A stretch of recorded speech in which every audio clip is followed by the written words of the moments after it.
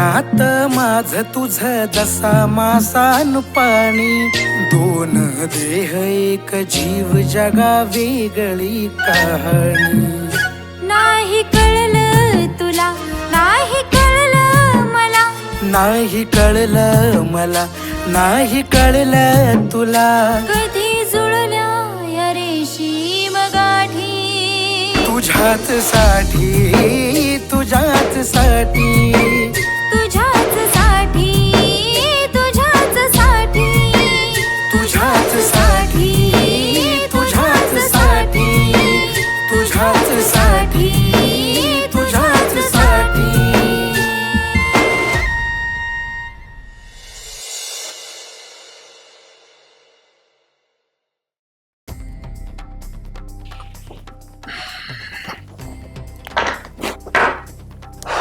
आला श्रेयस? अरे बाबा, तू गेल्यापासून इथं काय काय झालं हे सांगायला माझ्याकडे शब्दच नाहीये. काय झालंय आई? असं का बोलतेस? आणि सायली कुठे आहे? तिचं नाव काढू नकोस. तू घराबाहेर नाही पडला तो तिचे पंख फुटले. तू गेल्यापासून घरात पाय राहत नाही हिचा, रात्रभर बाहेर असते. आणि मी विचारलं तर माझ्यावरच डाफरते. अख्ख्या गावात ह्या पोरीने माझी मान खाली घालायला लावली. आई अगं काय झालंय नीट सांगणार आहेस का तू? आणि मला नाही वाटत सायली असं काही करेल म्हणून. अरे लेकरा, तू भोळा आहेस. बाहेर काही शिस्त आहे माहितीये का तुला? काल रात्री तर हद्दच झाली. या दीपकला भेटायला गेली होती.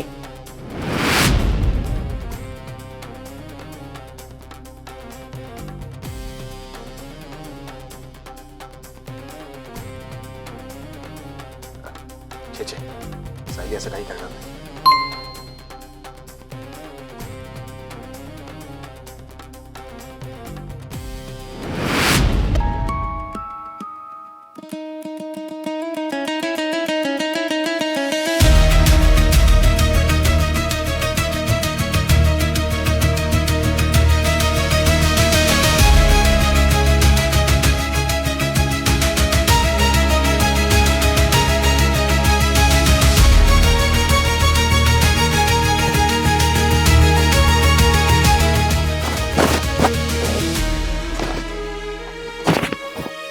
सायली, आता जातो बाहेर ये.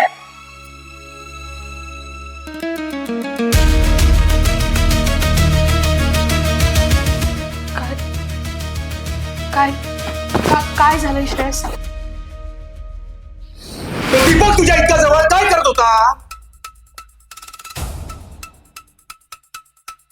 काहीतरी विचारतो सायली. मान का खाली घालून उभी आहेस?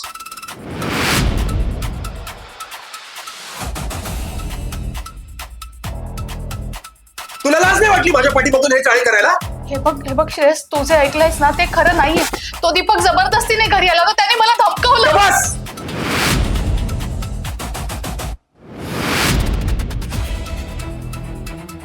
खोटं बोलायची सुद्धा एक मर्यादा असते. आई म्हणत होती ना तेच खरं आहे.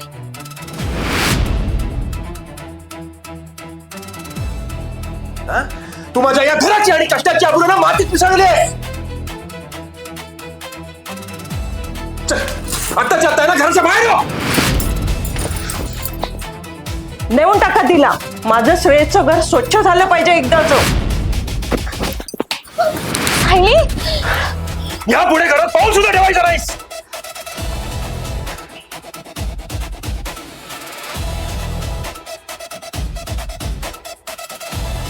श्रेयस, हे काय अमानुष वागणं आहे?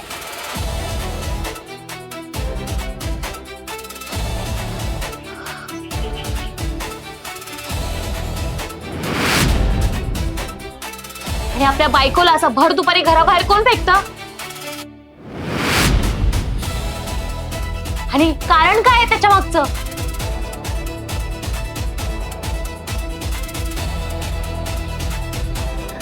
श्रेयस, हा काय वेळेपण आहे? वेळ आहेस का तू? शांत हो आधी. शंकर, तू मध्ये पडू नकोस.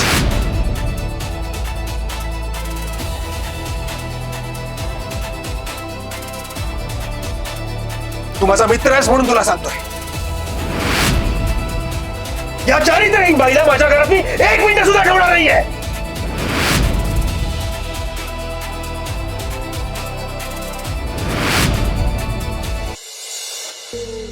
राधा, श्रेयसने माझ्यावर का विश्वास नाही ठेवला ग?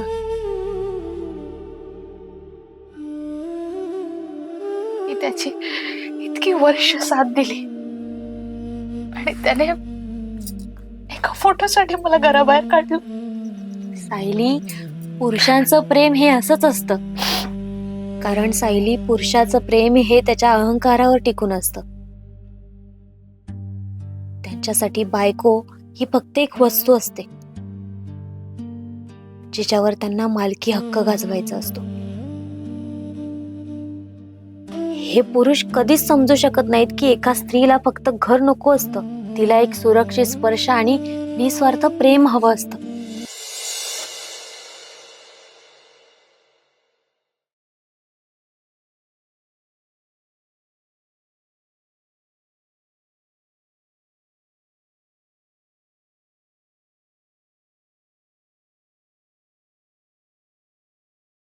तुझ्याच साठी, तुझ्याच साठी.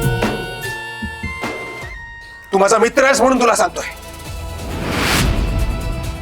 या चारित्र्यहीन बाईला माझ्या घरात मी 1 मिनिट सुद्धा ठेवणार नाहीये.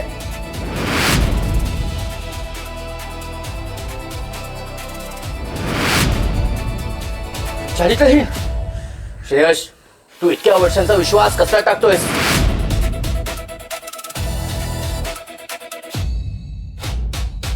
तू सरे ओळखत नाहीस का? ती असं स्वप्न सुद्धा करू शकत नाही.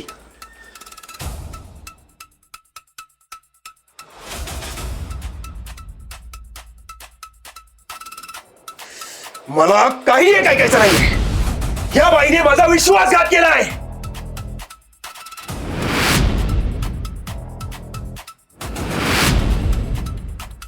विश्वास तर तू तोडलाय श्रेयस.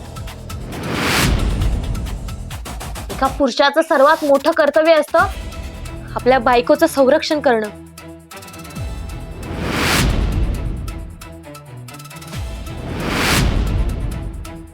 आणि तू तर तिलाच घराबाहेर काढलंस.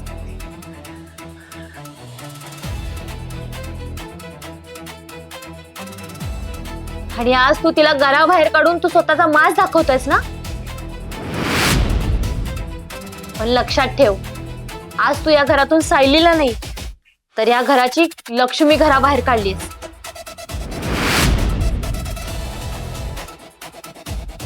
जेव्हा घरात बायको नसते ना तेव्हा त्या घराचं स्मशान होतं आणि त्या पुरुषाची काय दुर्दशा होते ना हे तुला ती गेल्यावरच कळेल.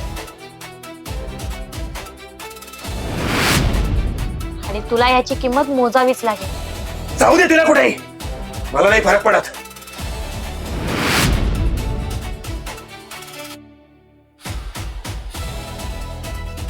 असं आहे तर मग ठीक आहे, मी तिला माझ्या घरी घेऊन जाते. सायली, तुला अशा लोकांसाठी रडण्याची काहीच गरज नाहीये ज्यांना तुझ्या रडण्याची किंमतच नाहीये. तू चल. आता इथे फक्त अहंकार उरलाय, प्रेम नाही.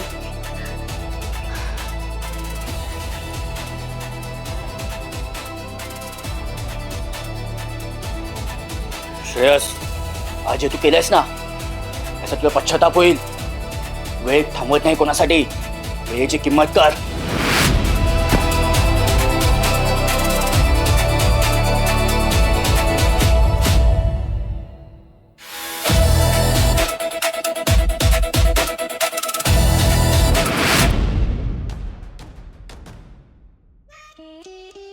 काय शेट, वहिनीने डायरेक्ट नकार दिला हो तोंडावर.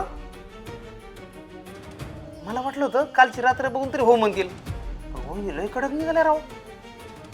गप्प बस. तिचं नाव घ्यायची तुझी लायकी नाही. ती फक्त माझी आहे आणि तिला वहिनी वगैरे नको म्हणू. तिनं मला नाही म्हणली काय, या दीपकला. पण तिला माहिती नाहीये मला जे पाहिजे ते मी कसं पण मिळवलंय.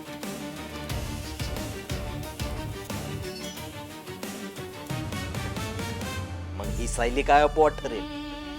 अहो पण तिने डायरेक्ट सांगितलं ना तिचा रस्ता वेगळा आहे म्हणून. रस्ता वेगळा आहे ना, मग रस्ताच असा वळण घेईल की तिला माझ्याच दारात यावं लागेल. राधा, श्रेयसने माझ्यावर का विश्वास नाही ठेवला ग?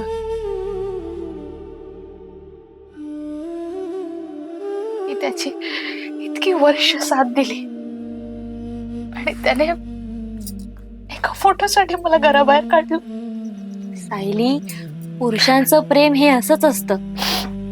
कारण सायली, पुरुषाचं प्रेम हे त्याच्या अहंकारावर टिकून असतं.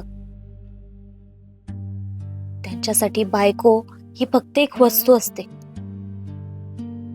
जिच्यावर त्यांना मालकी हक्क गाजवायचा असतो. हे पुरुष कधीच समजू शकत नाहीत की एका स्त्रीला फक्त घर नको असतं, तिला एक सुरक्षित स्पर्श आणि निस्वार्थ प्रेम हवं असतं.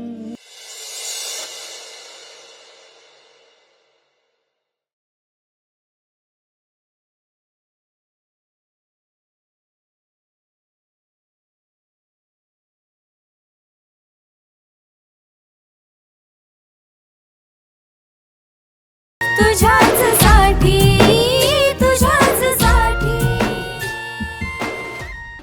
अहो पण तिने डायरेक्ट सांगितलं ना तिचा रस्ता वेगळा आहे म्हणून. रस्ता वेगळा आहे ना, मग रस्ताच असा वळण घेईल की तिला माझ्याच दारात यावं लागेल.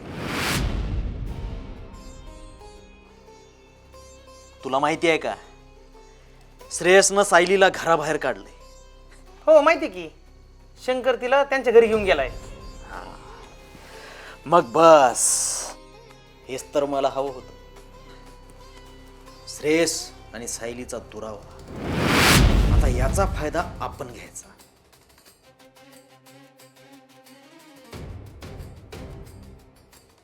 श्रेयस तिला कधीच परत नेणार नाही.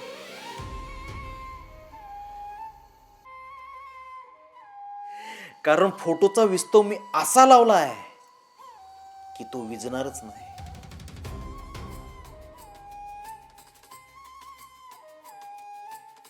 आणि शंकर, तू शंकर किती दिवस तिला सांभाळणार? हा, शेठ, तुमचा प्लॅन तरी काय नेमका? प्लॅन? आता मी तिला मदत करायचं नाटक करणार नाही.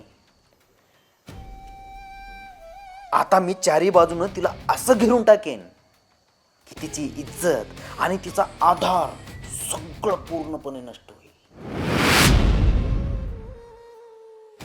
जेव्हा तिला श्रेयसचा आणि गावच्या टोमण्यांचा जाच सोसवेन असं होईल ना, तेव्हा ती माझ्या पायात येईल. मी तिला सांगणार नाही की तू माझ्याकडे ये. अरे परिस्थिती तिला माझ्याकडे आण. एकदा का ती पूर्णपणे तुटली की मग मी तिला सावरणार आणि ती पूर्णपणे माझी होणार. शेठ, लय डेंजर प्लॅन बनवला तुम्ही. हा, प्रेमात आणि युद्धात सगळं काही माप असतं. तिला वाटतंय ती ठाम आहे, पण हिचा ताटकणा आता मीच वाकवणार. तयारीला लाग. आता खेळाचा दुसरा अंक सुरू होतोय.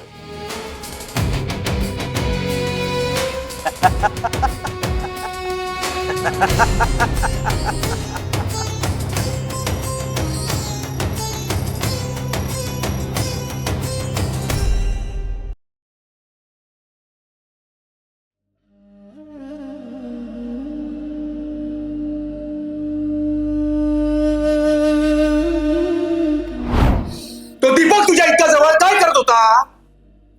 काहीतरी विचारतोय सायली. मान का खाली घालून उभी आहेस? तुला लाज नाही वाटली माझ्या पाठी बघून हे चाळे करायला? या चारित्र्यहीन बाईला माझ्या घरात मी 1 मिनिट सुद्धा ठेवणार नाहीये. सायली, रडू नकोस. तू जे हे पाहिलंस ना, हे पुरुष समाजाचं खरं रूप आहे. जोपर्यंत स्त्री त्यांच्या तालावर नसते तोपर्यंत ती सती सावित्री. आणि एकदा का तिने स्वतःचा विचार केला की मग ती कुलक्षणी. राधा, श्रेयसने माझ्यावर का विश्वास नाही ठेवला ग?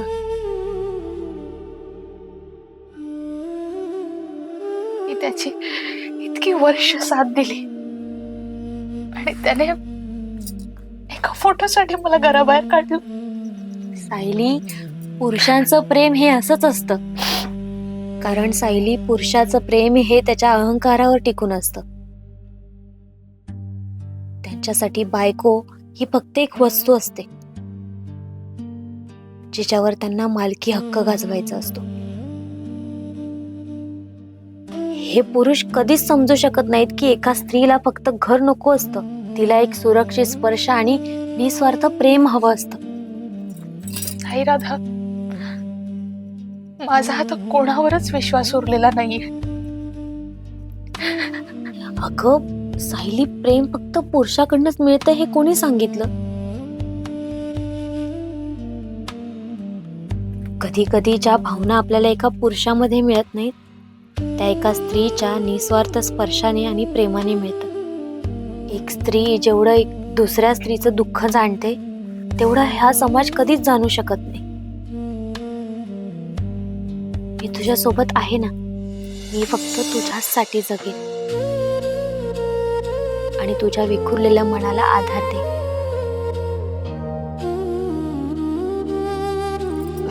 मी तुझ्या सोबत राहीन. तुला कधीच कोणाच्या समोर झुकण्याची गरज नाही.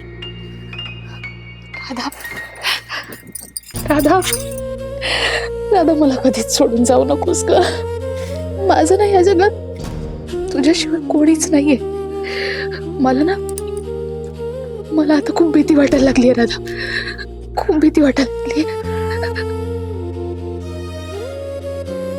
सायली, तुला कळत नाहीये पण तू माझ्या जितकी जवळ येतेस तितकीच माझी तुझ्याबद्दलची ओढ वाढतच जाते. हे फक्त मैत्रीचं नातं नाहीये, हे त्याही पलीकडचं काहीतरी आहे. शांत हो सायली, मी कायम तुझ्या सोबत राहीन.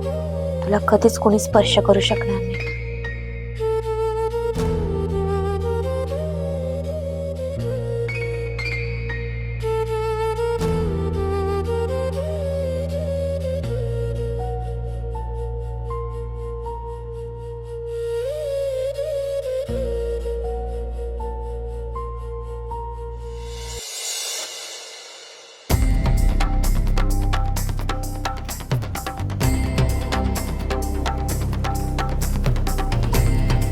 श्रेयस बाळा, काय अवस्था करून घेतली आहे तू? येते मी आता. अरे 2 दिवस राहून येते मुलीकडे, थोडं माझंही मन शांत होईल. तू तुझ्या तब्येतीची काळजी घे आणि जेवण वेळच्या वेळी करत जा. हां, आणि एक लक्षात ठेव, आता तिला घराबाहेर काढलंय ना, परत घराची पायरी चढू देऊ नको तिला. आता कायमचं नातं तोडून टाक तिच्याशी. तिची सावली मला या घरावर नकोय आता. बाळा, येते मी आता.